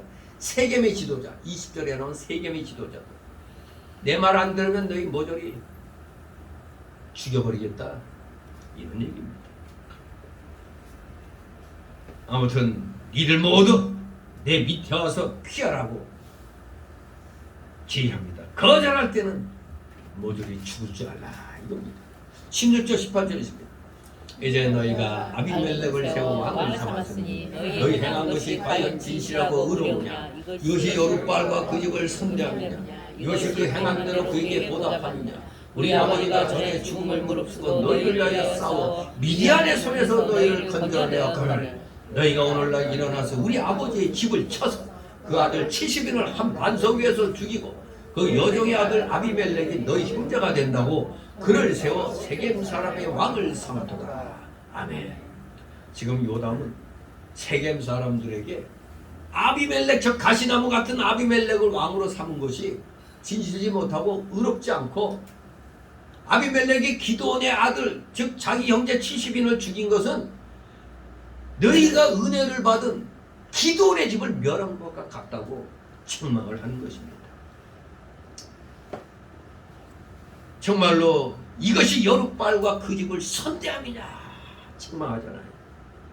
은혜를 원수로 갚느냐 이겁니다. 그 행한 대로 그에게 보답함이냐 이것이. 여기서 보답은 히브리어로 그물이라고 그러는데 즉 선악에 대한 보상과 담례 등을 의미하는 겁니다. 구약시대에는 개인이나 민족의 선악행위가 현실적으로 그대로 보응받는다고 하는 이 보응의 개념이 강하게 자리 잡고 있었습니다. 그것이 여호수아 23장 9절 16절을 보면 알 수가 있습니다. 이는 신정국 이스라엘의 독특한 면모를 반영하는 것입니다. 순정하면 복이요 불순종하면 징계라.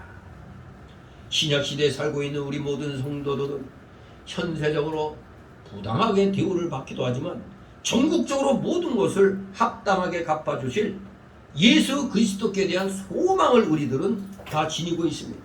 그런데 여기 세겜 사람들은 기드온이 자신에게 베푼 그 은공을 악행으로 갚았으며 이러한 잘못된 보응에는 반드시 하나님의 현실적인 징칙이 따를 것이라고 요담이 경고를 했던 겁니다. 은혜를 원수로 갚아도 유분수지. 기드온의 집안을 멸한 거나 똑같은 거 아닙니까 이게. 요담 하나만 살아남은 겁니다. 지금. 이게 합당하냐 이겁니다. 이 어리석은 자들. 19절 21절 있습니다. 만일 너희가 몰라 여룻발과 그 집을 대접한 것이 진실과 의로우면 너희가 너희를 즐길 것이요 아비멜렉도 너희를 위하여 즐기려니와 그렇지 아니하면 아비멜렉에게서 불이 나와서 세겜 사람들과 밀러 족속을 살을 것이요 세겜 사람들과 밀러 족속에게서도 불이 나와서 아비멜렉을 살을 것이니라 하고 요담이 그 형제 아비멜렉을 두려워하여 달려 도망하여 부엘로 가서 거기 거하니라. 아멘.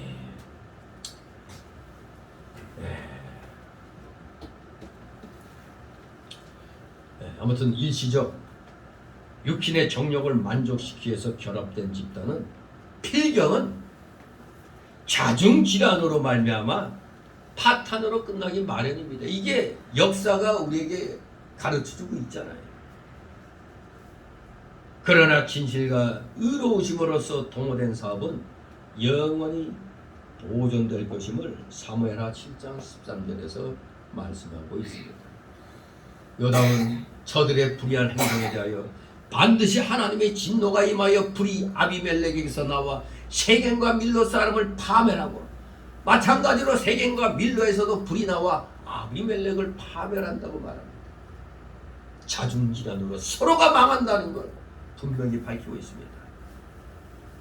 피차간에 서로 멸망된다, 멸망시킨다 이겁니다. 마치 지금 저 송영길이하고 이재명이가 한 몸이었다가 지금 서로 지금 또 송영길이가 또 이재명이를 또 공격하고 있죠. 이재명이는 자기만 이 벗어나면 돼. 그러니 이제 송영길이가 배신 느꼈는지 이재명을 이제 공격하는데 지금 비명, 친명 지금 뭐 갈라졌죠. 여기에 또 이낙연이가 비웃겠죠. 뭐 이낙연이라고 별거예요. 이낙연도 뭐 이재명이하고 뭐 그렇게 소위 도찐개찐이라고 그러죠. 독인개긴이라고 얘기하는데 막상 막혀요. 이낙연이라고 뭐 조금 이재명이보다는 좀 말에 있어서는 덜 상스럽죠. 그래도 아주 좀 이재명에 비하면 이재명의 인격에 비하면 그래도 낫다고 볼 수 있죠. 그러나 그 속에는 빨간물이 들어가 있어요. 이낙연이.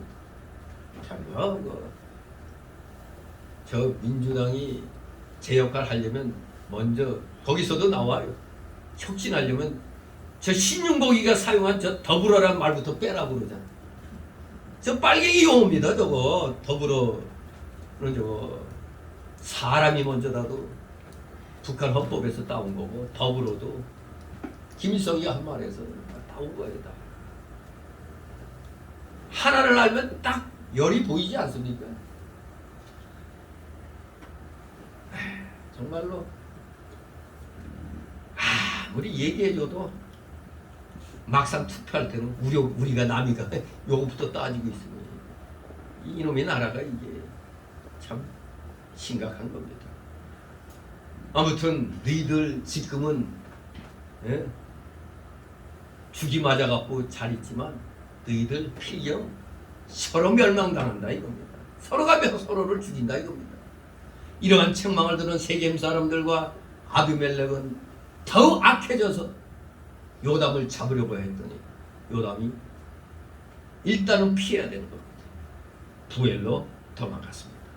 사무엘하 7장 14절에 보면 나는 그 아비가 되고 그는 내 아들이 되리니 저가 만일 죄를 범하면 내가 사람 막대기가 인생 채찍으로 징계하려니와 했습니다. 죄를 범했기 때문에 반드시 저 세겜과 아비멜렉은 하나님의 징계를 받게 되어 있는 겁니다. 세겜 사람들과 밀로 족속 그리심산의 그 동쪽 기슭에 있는 성읍으로서 이 세겜이라는 지역은 예루살렘 북쪽 약 60km 지점에 있죠. 또 밀로는 세겜에 있던 누벽이라고 그래요. 세겜 망대라고 그러는데 그 적의 접근을 저지하기 위하여 돌이나 흙으로 만든 보루를 말합니다. 근데 세겜 사람들과 밀로 족속은 아마 그 지역에 사는 사람들로 이렇게 통칭해서 세겜 사람들과 밀로 족속이 바로 아비멜렉의 아주 후원자 역할을 하기 때문에 지금은 너희가 뜻이 맞아서 서로가 좋다 하지만 나중에는 분명히 망한다 이겁니다. 그런데 좀 믿음이 충만한 여기 은사주의 계통의 사람들은 뭐라고 하느냐, 여기 아니 담대하게 요담이 외쳤으면은 담대하게 그 자리를 지켜야지 왜 도망가느냐 그러고. 왜 도망갈까? 그건 경우에 따라서 우리 의인도 도망쳐야 할 때가 있는 겁니다. 우리 북한의 목회자들, 경건한 성도들이 남쪽으로 피난 온 것도 같은 이치예요. 바울도 위기를 피해서 그 어디에 이 보따리 같은 데다 광주리에 숨어서 타고 또 도망가기도 했잖아요. 도망쳐야 할 때가 있는 겁니다. 왜? 헛되이 희생되는 죽음을 피함으로써 더 큰 일을 기약할 수가 있으니까. 아직 하나님의 일을 해야 될 때니까 죽으면 안 되는 거예요. 아직은. 그래서 예수님도 누가복음 13장 31, 32, 33절, 요한복음 8장 59절 보면 자기를 해치려는 무리를 떠나서 다른 곳으로 피하신 적도 있는 겁니다. 우리가 지혜롭게 해야 돼요. 아무 때나 그냥 나 순교할래. 순교는 아무나 하나. 아무튼 하나님의 일을 많이 남겨놓고는 죽으면 안 되죠. 그러니까 하나님도 필요한 사람은 살게 해주십니다.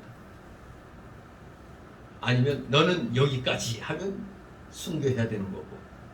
아무튼 우리 지혜롭게 모든 일에 대해서 우리는 대처해야 되겠습니다. 그렇기 때문에 우리는 항상 상황이 어떻게 변하는가 아주 예리하게 관찰할 필요가 있어요. 그래서 오늘날에는 이 선지자적인 그런 관점으로 우리가 상황을 잘 살펴야 돼요. 워낙 지금 주위 사방이 이 악인들이 지금 범람하고 있어요. 홍수가 범람하듯이 대한민국의 악한 자들 왜 이렇게, 즉 악의 편에 선 자들 말하는 겁니다. 빨갱이란 거 뻔히 알면서 왜 빨갱이 편 드느냐 이겁니다. 여러분 진짜 빨갱이는 주한미군 철수부터 주장해요. 두 번째는 국가보안법 철폐. 요 두 가지 말을 하는 자들은 자주가 있어야지. 그러므로 미군 철수해야 된다고 요 주장하는 사람들은 아주 골수 빨갱이입니다. 근데 거기에 또 동조를 해? 그놈도 빨갱이에요. 그걸 알아야 됩니다. 마치 무슨 지가 무슨 대단한 것이냐. 우리 힘으로 우리가 지켜야지. 전 세계 어느 나라고 자기 힘으로만 그 지키는 나라는 없습니다. 이 세상은 서로 협력하여 살아가게 되어 있는 겁니다. 진실로 우리 여러분들, 대한민국은 사실 지정학적으로 보면은 우리는 섬나라나 똑같아요. 왜냐하면 이북은 공산주의가 차지하고 있고 그 뒤에는 중공과 러시아가 있잖아요. 그야말로 우리는 대륙으로 나가려 나갈 수가 없어요. 삼면은 또 바다죠. 이 대한민국은 사실 따지고 우리가 섬이에요. 섬나라. 여기서 살기 위해서는 해양 세력과 힘을 합쳐야 돼요. 해양 세력으로 대표되는 나라가 미국과 일본인 겁니다. 미국과 일본. 그런데 빨갱이 놈들은 한결같이 주한미군 철수, 입만 열면 반일 선동하잖아요. 후쿠시마 오염수 처리된 물, 우리 그 전문가들이 얘기하잖아요. 태평양으로 나가서 몇 년 후에 돌아와도 하나 우리나라 여기 동해 모두 못 미친다고. 그런데 서해안에는 중국 놈들이 수십 개의 원자력 발전소를 세워가지고 삼중수소를 갖다 일본 후쿠시마에 50배를 갖다 쏟아붓고 있는데 거기에 대해서는 말 한마디 안 하고 기가 막히죠. 이건 의도적인 반의를 선동하는 거거든요.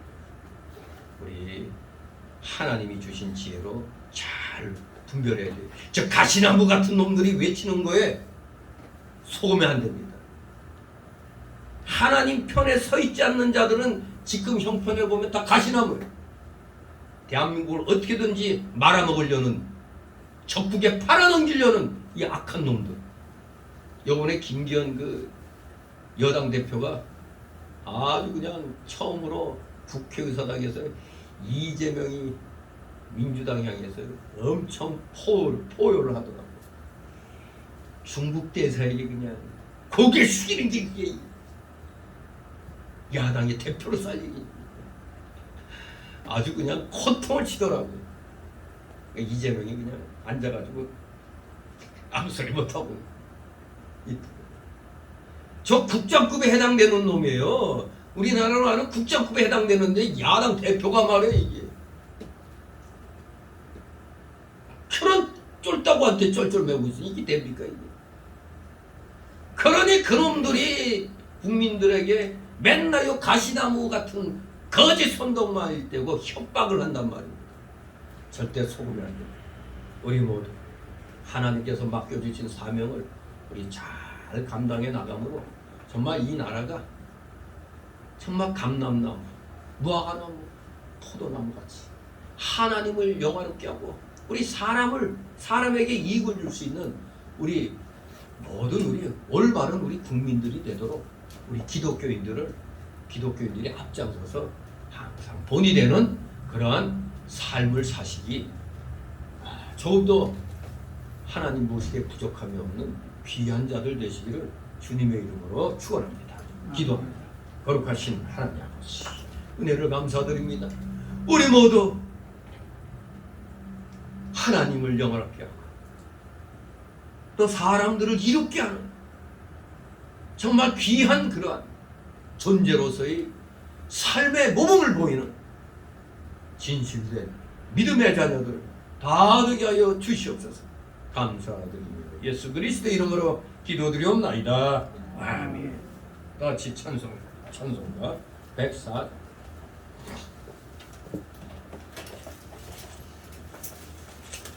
찬송가 104장 하나님 기도입니다.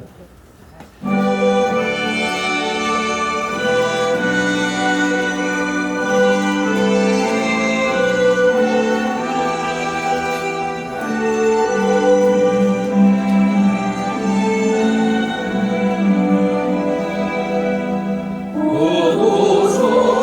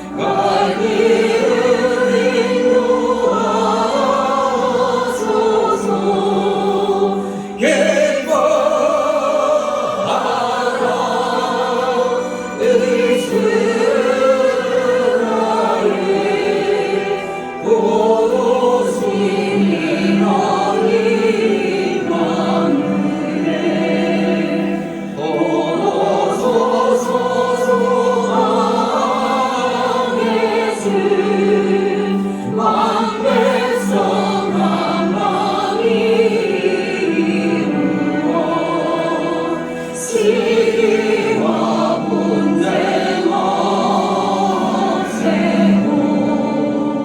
장벽아 세워주소서 기뻐하라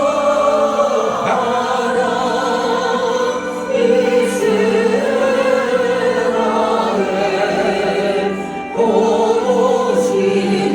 너희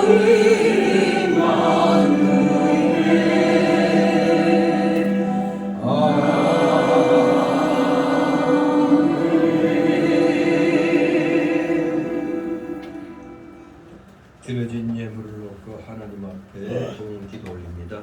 사랑과 은혜가 풍성하신 전지전능하신 하나님 아버지, 오늘도 주님의 사랑하시는 자녀들이 하나님께서 각자에게 허락해 주신 자신의 그 생활 영역에서 열심히 일을 하여 맺은 귀한 열매들을 이렇게 주일 예물로 10의 1조로 각종 명목의 감사 예물로 찬양 예물, 건축 예물, 또 목회자 예물로 이렇게 드리고 있사오니 아버지 드리는 이 손길들 한 사람 한 사람 아버지 기억하여 주옵시고 그들의 가정과 하는 생업 위에 하늘의 신령한 복과 땅의 기름진 복을 30배, 60배, 100배로 아버지 부어 주시옵소서.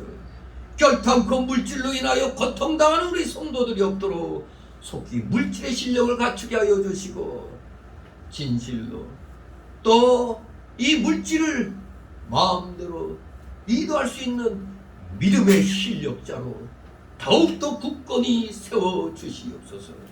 드려진 예물 몸된 교회를 위하여 잘 사용될 수 있도록 언제나 성령 충만함으로 지켜보아여 주시옵소서. 감사드리며 우리 구주 예수 그리스도의 이름으로 기도드리옵나이다. 아멘.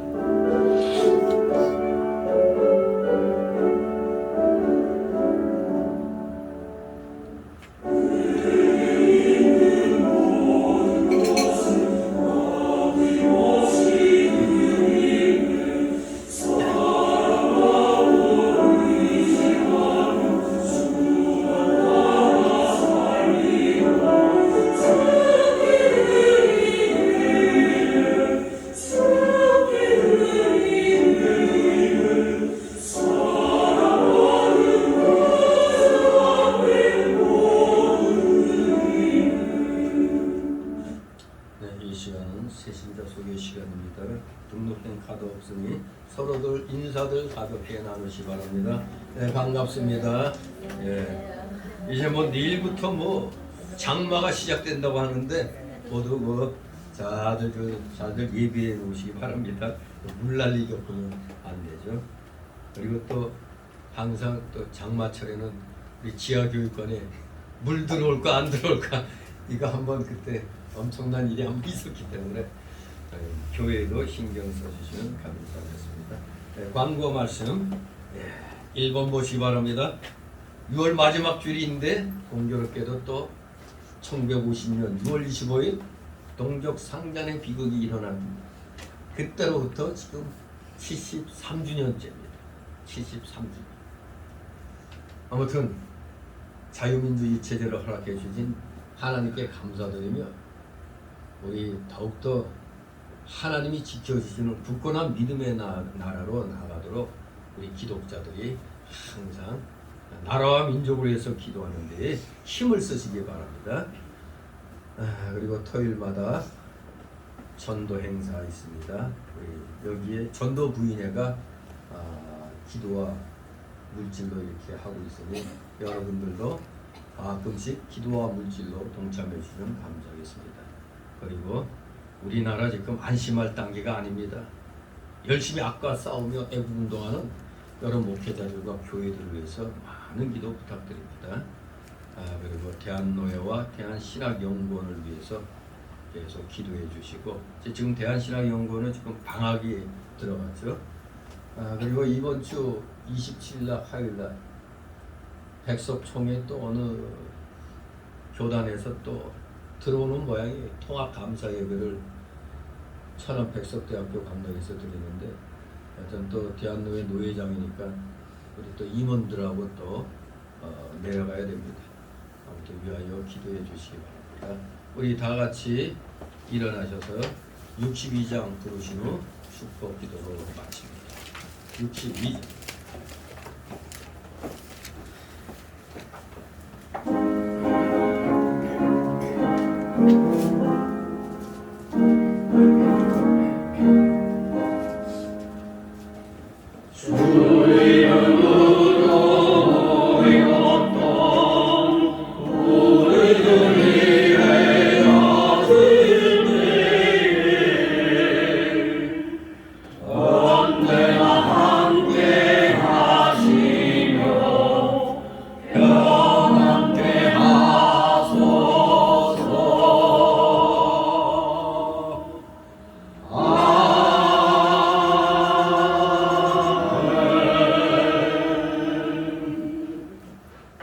영원한 지옥 사망 형벌로부터 영생 복락의 무궁천국으로 우리를 구원하여 주신 우리 구주 예수 그리스도의 크신 은혜와 하나님 아버지의 극진하신 사랑하심과 성령님의 감동 감화교통 충만 내주 역사하심이 여기 머리 숙인 모든 무리들 머리 위에와 각 가정 위에 하는 생업 위에 학업 위에 이 나라 이 민족 위에 이 나라 모든 올바른 교회들 위에 이제부터 영원토록 함께 있을지어다.